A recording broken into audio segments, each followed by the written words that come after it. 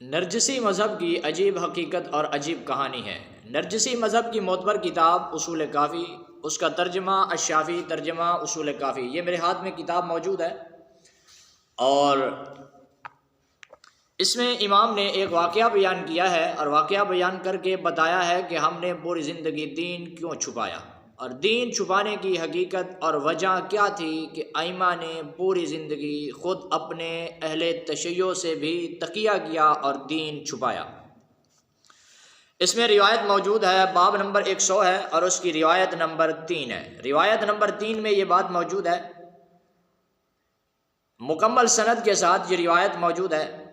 کہ امام اس بات کی خواہش رکھتا ہے کہ کاش مجھے اپنے شیعوں میں 3 مومن مل جاتے تو میرے لیے دین کی کسی بات کو چھپانا بھی جائز نہ ہوتا۔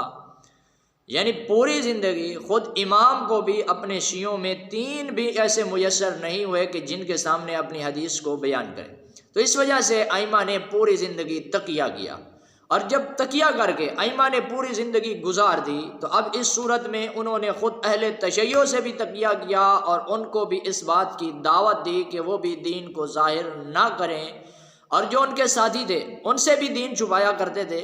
تو پھر اس صورت میں فریق مخالف کا مذہب دین اور اسلام کیسے ہو سکتا ہے؟ خود اس کے اپنے اصول کے مطابق بھی ان کے پاس شریعت نہیں ہے، اس لیے امت مسلمہ ان کو اسلام سے خارج کہتی ہے۔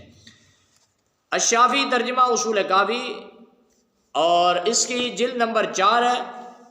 اور اس کا صفحہ نمبر 201، باب نمبر 100 اور روایت نمبر 3 میں موجود ہے کہ مجھے 3 اگر مومن شیعہ مل جاتے تو میرے لیے دین کی کسی بات کو چھپانا جائز نہ ہوتا۔ علی بن ابراہیم عن ابیہ عن ابن محبوب عن ابن رئاب قال سمعت ابا عبداللہ یقول لأبی بصیر اما واللہ لو انی اجد منکم ثلاثة مؤمنین یکتمون حدیثی ما استحللت ان اکتمہم حدیثا، کہ میرے لیے یہ جائز نہ ہوتا، حلال نہ ہوتا کہ میں تم سے کسی بات کو، کسی روایت کو چھپا دوں۔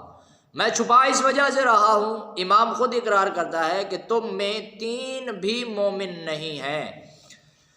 جناب ابن رباب نے بیان کیا ہے کہ میں نے حضرت ابو عبداللہ علیہ السلام سے سنا، امام جعفر صادق سے سنا کہ آپ نے ابو بصیر سے فرمایا کہ آگاہ ہو جاؤ، خدا کی قسم اگر میں تم میں 3 مومن بندے پاتا جو میری حدیث کو پوشیدہ رکھتے، یعنی ان کو بھی یہ ترغیب دی ہے اور تلقین کی ہے کہ ہماری روایات کو ہمیشہ چھپاتے رہنا، جو پوشیدہ رکھتے، جو میری حدیث کو پوشیدہ رکھتے اور میرے راز کو فاش نہ کرتے، تو میرے لیے جائز نہ ہوتا کہ میں تم سے کوئی حدیث پوشیدہ رکھتا یا دین کا کوئی مسئلہ تم سے چھپاتا۔ اس سے معلوم ہوا کہ پوری زندگی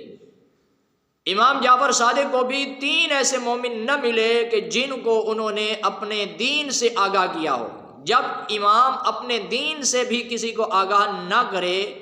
تو کیسے پتہ چلے گا کہ امام مومن ہے یا اسلام کیا ہے؟ اس وجہ سے امت مسلمہ کہتی ہے کہ تقیے کا عقیدہ رکھنے کی وجہ سے فریق مخالف خود بھی کافر ہے اور اپنے ائمہ تک بھی یہ بات پہنچاتا ہے کہ ہمارے اماموں نے بھی پوری زندگی تقیہ کر کے گزاری۔ دعا ہے اللہ تعالی ہم سب کو ایسے جھوٹے مذہب سے محفوظ فرمائے۔